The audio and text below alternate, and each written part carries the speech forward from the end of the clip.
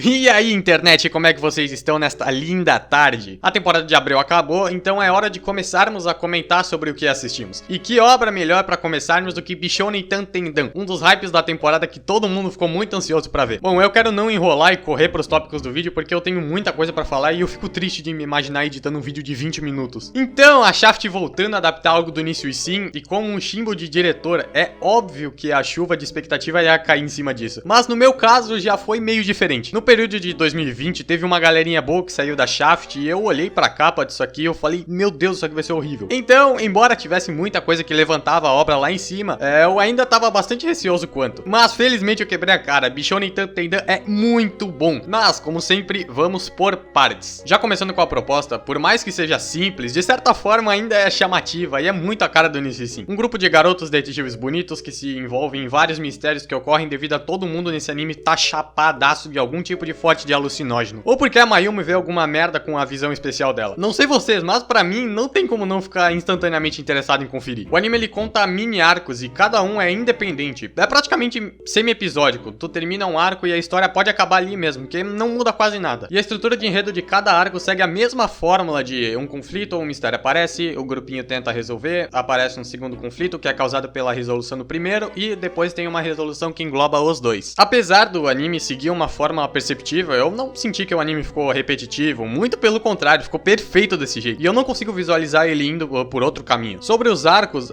são umas historinhas simples, divertidas e interessantes de acompanhar, sabe? Mas nada mais aprofundado além disso. Ainda que sim, existam alguns trabalhos de temas complexos, mas no final não é lá grande coisa. É só usado pra tentar passar alguma lição. Eu diria que funcionou bem. Essas mini historinhas só são uma justificativa pros personagens darem o showzinho deles. Pode ter gente que vai achar a falta de um enredo complexo algo decepcionante, obviamente, mas no final mesmo, o que o anime quer passar pra gente é que temos que enxergar toda essa situação apenas como uma brincadeira de crianças do ensino fundamental, e não como algo super bem bolado, cheio de camadas e nuances. Os próprios personagens falam isso durante o anime. O irmão do Manabu é a personificação disso dentro da obra. Então, ao meu ver, essa falta de enredo é justificável. E não só pelas lições, mas o anime vive dos personagens. E, assim como qualquer outra obra do Nissin, também é fortemente sustentado pelos diálogos e as interações dos personagens. Eu pago um pau absurdo pra como o Nissin lida com a narrativa e sempre consegue extrair o máximo de cada conceito já explorados ou inventar algo muito fora da caixa, sem nunca perder a essência excêntrica dele. No anime tem bastante disso. O como os personagens lidam com a fase em que eles se encontram agora, sabendo que num futuro essas memórias possam ser algo que eles queiram esquecer. As discussões políticas entre os alunos sobre qual o melhor modo de levar a escola e como isso influencia a estrutura escolar, ou a personificação de uma massa de vontades podres. É um conjunto surpreendente de personagens e uma progressão envolvente, com diálogos bastante reflexivos até. E agora que eu já citei sobre os personagens, eu acho eles muito bons. Eles têm um destaque especial, tanto pela forma como são retratados, mas também eles interagem como cada um é excêntrico e único da sua própria maneira. O relacionamento interpessoal deles é muito bacana. Tá certo que no cru eles só são um bando de idiotas, mas eu vejo muito valor neles como personagens. Eles têm personalidades e estrutura de diálogos próprios e se comunicam muito bem com toda a ambientação que envolve o anime. Olha lá, eu vou dar o exemplo dos 6. A Mayumi é a única que tem um desenvolvimento e isso não é ruim. Os outros personagens são ótimos do jeito que eles são, mas por conta disso a Mayumi deixa de ser alguém com um olhar fechado e começa a usufruir mais do que acontece ao redor dela. Ela tende a representar o espectador ali no meio, normalmente sempre tendo uma conclusão parecida com o que a gente chega. E eu também acho curioso a forma como ela se refere aos outros. Delinquente Kun, pernas nuas Kun.